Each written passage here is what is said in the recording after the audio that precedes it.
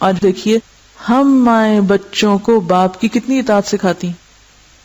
اکثر تو چھپی چھپی سیاست چل رہی ہوتی ہے کہ باپ سے کاٹ کے بچوں کو صرف اپنا بنا لیا جائے، اور خاص طور پر اگر اختلاف ہو جائے.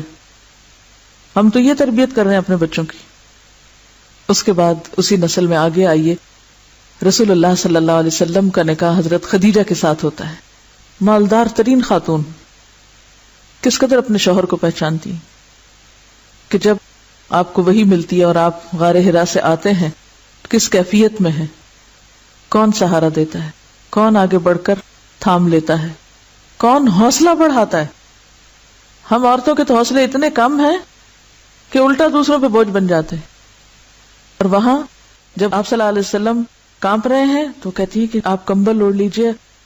فقالت خدیجہ کلا واللہ ما یخزیک اللہ ابدا انک لتصل الرحم وتحمل الکل وتکسب المعدوم وتقر الضیف وتعین علی نوائب الحق. ہرگز نہیں، اللہ آپ کو کبھی رسوا نہیں کرے گا. آپ رشتہ داروں کا حق ادا کرتے ہیں، لوگوں کے بوجھ اٹھاتے ہیں، مفلس کی ضرورت پوری کرتے ہیں، مہمانوں کی مہمان نوازی کرتے ہیں، اور حق کے معاملے میں لوگوں کی مدد کرتے ہیں. تو جس شخص کے اندر یہ خوبیاں ہوں، اللہ تعالیٰ اگر اس کو آزمائے بھی تو اس آزمائش میں اس کو ذلیل و رسوا نہیں کرے گا.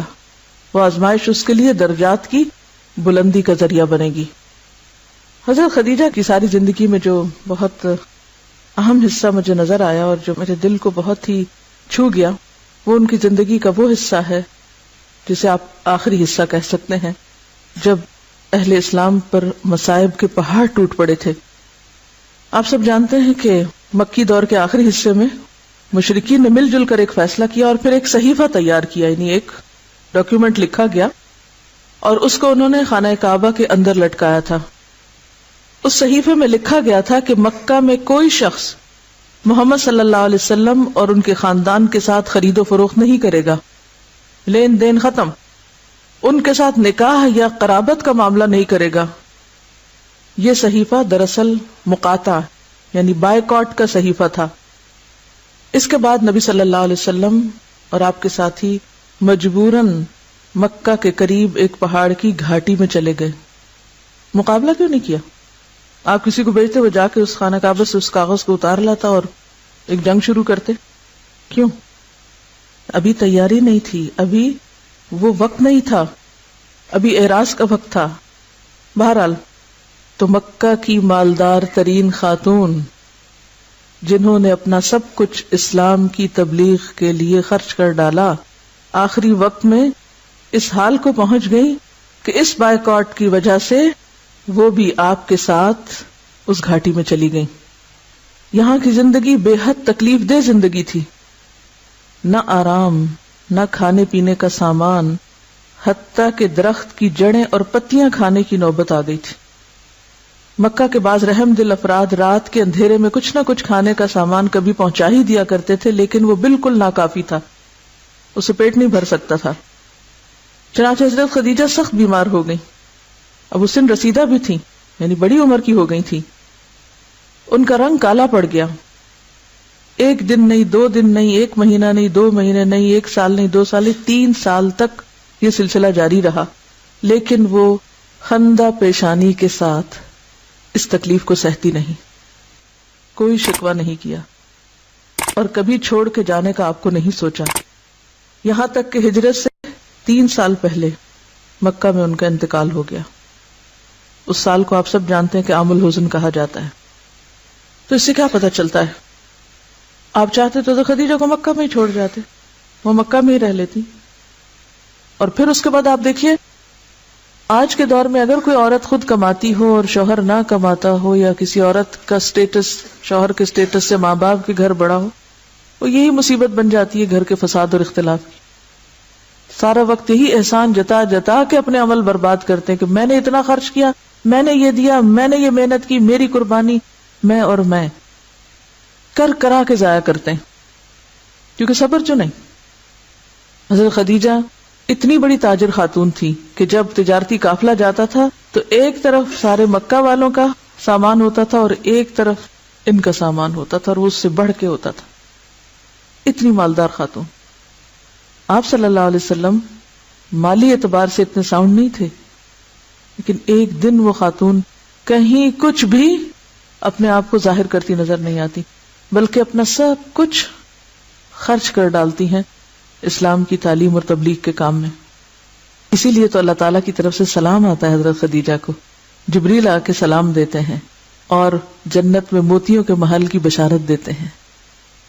حضرت خدیجہ کے بعد آپ صلی اللہ علیہ وسلم نے کس سے نکاح کیا تھا؟ حضرت سودا سے کیا تھا، لیکن اس کے بعد آپ نے حضرت عائشہ سے نکاح کیا تھا جب وہ 6 سال کی عمر کی تھی، اور رخصتی ہوئی تھی ان کی جب وہ 9 سال کی عمر کی تھی. حضرت عائشہ کون تھی؟ حضرت ابوبکر صدیق کی بیٹی تھی. جس طرح اللہ تعالی نے حضرت مریم کے پاس فرشتہ بھیجا تھا اور اس نے آ کے خوشخبری دی تھی، اے مریم اللہ نے تجھ کو چن لیا، اسی طرح نبی صلی اللہ علیہ وسلم کو خواب میں دکھایا گیا تھا. جبریل علیہ السلام حضرت عائشہ کو ریشم میں لپیٹ کر آپ کے سامنے انہوں نے پیش کیا تھا. یہ اللہ کے حکم سے نکاح ہوا تھا. اس میں وہ ساری خرافات اور باتیں کہ اتنی چھوٹی لڑکی سے شادی کر لی اور پھر رخصتی ہوئی اور یہ کیا ہوا اور کیوں ہوا، اس میں حضرت عائشہ کی رضامندی بھی شامل ہے، اللہ تعالیٰ کی طرف سے حکم بھی ہے، جبریل علیہ السلام آپ کو دکھا بھی رہے ہیں، یہ سب اللہ کا فیصلہ ہے. اور 9 سال کی عمر میں وہ اتنی میچور ہیں کہ بڑی بڑی عمر رسیدہ خواتین کو پیچھے چھوڑ جاتی ہیں علم و حکمت میں. اور پھر آپ دیکھیے کہ چونکہ حضرت ابوبکر کی بیٹی، اور آپ کو معلوم حضرت ابوبکر مکہ کے ان گنے چنے چند لوگوں میں سے تھے جو پڑھے لکھے تھے، لٹریٹ پرسن تھے، انٹلیکچوئل پرسن تھے مکہ کے، اور انہی سے ان کی بیٹی نے بھی پھر آگے لکھنا پڑھنا سیکھا تھا. یہ آج کے اصطلاح میں انتہائی اعلیٰ تعلیم یافتہ گھرانہ تھا جس کی ایک بیٹی پیغمبر کے نکاح میں آ رہی ہے. عورتیں تو اور بھی بہت تھیں. حضرت عائشہ ہی سے نکاح کیوں اور اس عمر میں نکاح کیوں؟ یہ ہم سب جانتے ہیں کہ زندگی کے ابتدائی سال سیکھنے کے لیے انتہائی مفید ہوتے ہیں. کہتے ہیں نا کہ چھوٹے بچوں کا ذہن جو اسپنج کی طرح ہوتا ہے، ہر چیز جذب کرتا چلا جاتا ہے. جتنی بھی اور خواتین تھیں حضرت عائشہ رضی اللہ تعالی عنہا کے علاوہ، وہ سب پہلے سے شادی شدہ تھیں یا پھر میچور تھیں یا ان کا ایک ذہنی سانچہ بن چکا تھا. جبکہ حضرت عائشہ رضی اللہ تعالی عنہا نے دور اسلام ہی میں آنکھ کھولی، ابوبکر جیسے باپ کو پایا جو کہتے ہیں کہ ایک دن ایسا نہیں گزرتا تھا جب میں نے آپ صلی اللہ علیہ وسلم سے ملاقات نہ کی ہوں. حضرت عائشہ کہتی ہے کہ ایک دن نہیں ایسا ہوتا تھا جب آپ ہمارے گھر نہیں آتے تھے. دن رات حضرت ابوبکر صدیق اور حضور صلی اللہ علیہ وسلم کی ایک طرح سے رفاقت تھی، اور وہ اپنے باپ کے ساتھ آپ صلی اللہ علیہ وسلم کے سارے طریقوں کو دیکھ رہی ہیں، سارا دور ان کے سامنے ہے.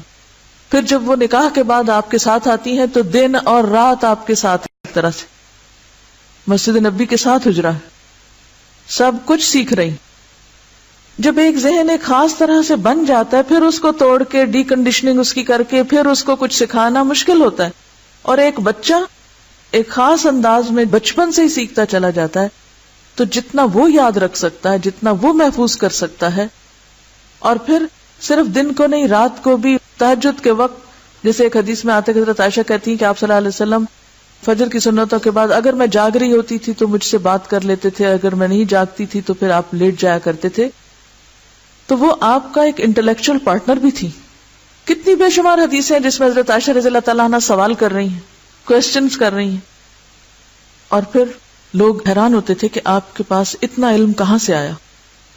وہ سب کچھ انہوں نے کچھ اپنے والد سے سیکھا تھا اور کچھ آپ صلی اللہ علیہ وسلم سے، اور کچھ ان لوگوں سے جو آپ کے پاس آیا کرتے تھے، مختلف طرح کے وفد وغیرہ. اس سارے علم کے ساتھ اگر یوں کہا جائے کہ علم نبوت کی اصل وارث حضرت عائشہ بنی تو یہ مبالغہ نہ ہوگا. مرد حضرات کو بھی آپ سے سیکھنے کا موقع ملا، لیکن اتنے مواقع نہیں ملے جتنے حضرت عائشہ رضی اللہ تعالی عنہا کو ملے، جو دن رات آپ سے سیکھتی تھی. چونکہ بالکل حجرہ ساتھ تھا مسجد کے، اگر آپ میں سے کبھی کسی نے دیکھا ہو مسجد نبی کو موجودہ دور میں بھی تو آپ نے دیکھا ہوگا کہ ممبر اور آپ کے کمرے میں کتنا فرق تھا. لہٰذا آپ جب باہر لوگوں سے ملاقات کر رہے ہوتے تھے، کچھ سکھا رہے ہوتے تھے، تو وہ اندر سیکھ رہی ہوتی تھی سب کچھ، اور انتہائی ذہین تھی، لکھنا بھی جانتی تھی، پڑھنا بھی جانتی تھی. اسی لیے آپ کے بعد تقریباً 48 سال تک، گویا نصف صدی تک، عورتوں اور مردوں کو سکھانے کا کام حضرت عائشہ رضی اللہ تعالی عنہا نے کیا. اس پر میں ایک دو کوٹیشنز آپ کو ریفرنس کے ساتھ بتاؤں گی. ابن عبد البر کا حضرت عائشہ کے بارے میں ایک قول ہے کہ حضرت عائشہ 3 علوم میں یکتائے زمانہ تھی، کوئی ان کے برابر نہیں تھا. علم الفقہ، علم الطب اور علم الشعر. فقہ ہوتا ہے دین کی سمجھ، وہ خاص یعنی فروعات کا علم نہیں، یہاں دین کی سمجھ کا معنی. طب اور شعر. لوگوں کو حضرت عائشہ کی واقفیت شعر و ادب سے کہیں زیادہ ان کی طبی معلومات پہ حیرت ہوتی تھی. ابن ابی ملیکہ نے آپ سے کہا کہ آپ کی شاعری پر ہمیں تعجب نہیں ہوتا، آپ کی شاعری پہ ہمیں تعجب نہیں ہوتا کیونکہ آپ حضرت ابوبکر کی بیٹی، اور یہ ان کا ادبی ذوق تھا تو وہ آپ نے ان سے لیا جن کی فصاحت و بلاغت مانی ہوئی تھی. لیکن طب آپ نے کہاں سے سیکھ لی؟ یہ اتنی طبی چیزیں آپ کو کہاں سے معلوم ہے؟ جواب دیا کہ حضور صلی اللہ علیہ وسلم کو جب کوئی تکلیف لاحق ہوتی تو باہر سے حاضر ہونے والے وفود اس کا علاج بتاتے تو میں اس کو یاد کر لیتی تھی. آپ کی حساب دانی کا یہ حال تھا کہ اکابر صحابہ آپ سے میراث کے مسائل دریافت کرتے تھے. بہترین میتھمیٹیشین بھی تھی. حضرت ابو موسیٰ اشعری نام سنا ہوا؟ صحابی ہے نا، یہ بہت فقیہ اور عالم صحابی ہیں. حضرت عائشہ کے علم و فضل کے متعلق اپنا اور اپنے جیسے دوسرے ساتھیوں کا تجربہ بیان کرتے ہیں. لکھتے ہیں، ہم اصحاب رسول کو جب کبھی کسی حدیث کے معاملے میں کوئی مشکل پیش آئی اور ہم نے اس سلسلے میں حضرت عائشہ سے دریافت کیا تو دیکھا کہ ان کو اس کے متعلق علم ضرور ہے. یعنی جہاں ہمیں مشکل پیش آتی صحابہ کرام کو، اور یہ ابو موسیٰ اشعری تو خود ایک عالم ہے، وہ کہتے جب ہمیں مشکل پیش آتی تو ہم حضرت عائشہ کے پاس چلے جاتے اور وہاں سے ہمیں جواب مل جاتا. پھر اسی طرح عروہ بن زبیر وہ کہتے ہیں، میں نے حضرت عائشہ سے زیادہ قرآن اور فرائض، حلال اور حرام، شعر و ادب کی تاریخ اور ان کے حسب نسب کو جاننے والا کسی اور کو نہیں پایا.